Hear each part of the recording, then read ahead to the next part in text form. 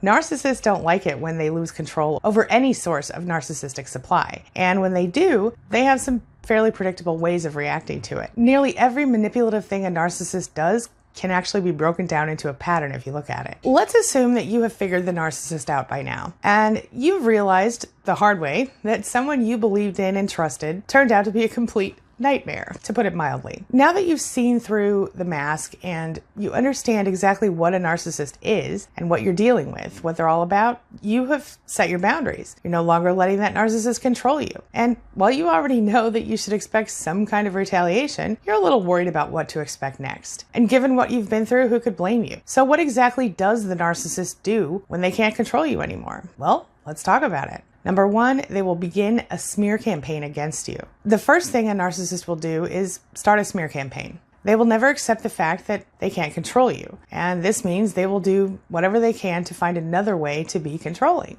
They'll demean you, they'll ruin your reputation, and they might even intentionally expose any sensitive private information you happen to have to everyone who knows you and even to some people who don't. And because the narcissist is so good at believing their own lies, they're going to seem genuine here. They're going to seem like they are worried about you, or they're just so shocked you do something like this. In other words, they're going to play this game in a way that makes it believable, which means your reputation will be ruined in no time if they have anything to say about it. Number two, they'll play the victim. During and after the smear campaign, the narcissist will play the victim. They will act like you're the one who caused the whole issue, and or they'll pretend you just went crazy and ran away. This is narcissistic injury in action. By going to other people and causing them to feel sorry for them, the narcissist reiterates their point. They believe they have been wronged by you. Yep, they'll take advantage of that poor me act, and they will literally do this without remorse for as long as they feel like doing it. An added benefit of this is that it helps them to get some replacement narcissistic supply in the meantime. See, the people they whine about you to will of course be sympathetic toward them because, after all, the narcissist actually has convinced themselves that what they're saying is true. So, given that fact, even the most skilled empath probably won't know they're lying in some cases because they seem so believable,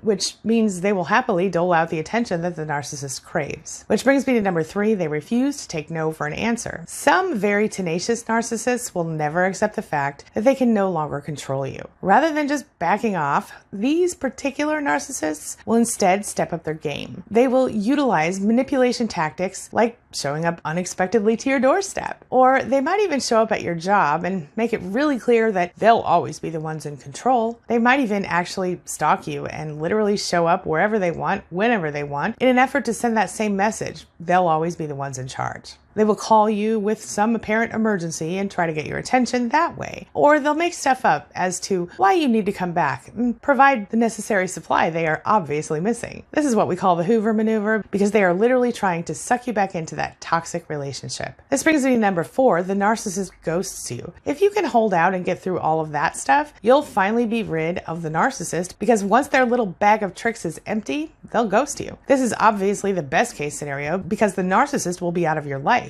Eventually, you might be lucky enough that they will realize you're truly done, and they'll just go dark for you.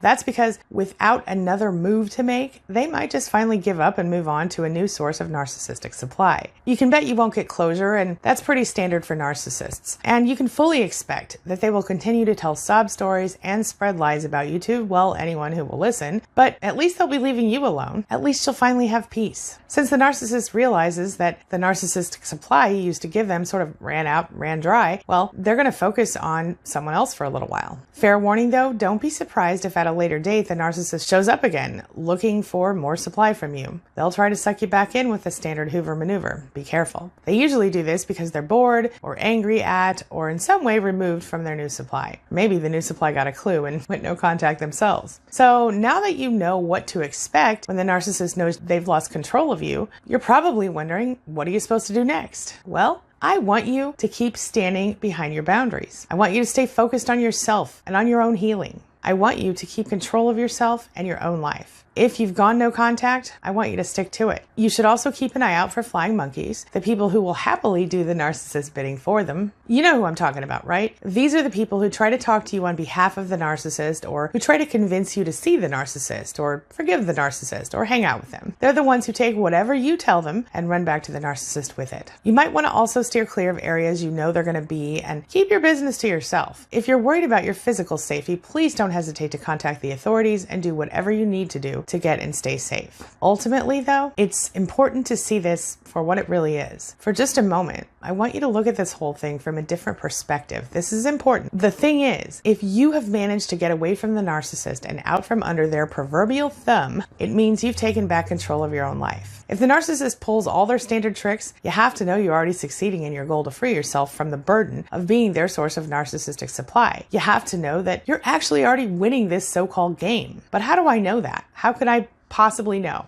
Because the narcissist tells you with their behavior. Just think about this for a second. The narcissist has clearly recognized that they can no longer control you, and their reactions are the literal proof of that. Do you see what I mean? Considering that fact, I want you to recognize that you're the one in control now, even as they desperately try to maintain it. And rather than feel weak and awkward and afraid, I want you to feel strong and empowered and in charge when you see these behaviors. Recognize them for what they are, a pathetic attempt for the narcissist to claw their way back into your life. These behaviors, these patterns, they are a clear reaction to the narcissist recognizing that you have taken back your power. And listen, my friend, the only way you can lose now is by letting them back into your life. Now, I'm not the sort of person who would ever recommend revenge of a standard nature, but if you ever did wish you could get revenge against the person who ruined your life, here's the key. Live your life well. Live your life happily without them. Pretend they don't exist. Live like they don't matter, because really they don't. Be happy and be unencumbered by their toxic energy.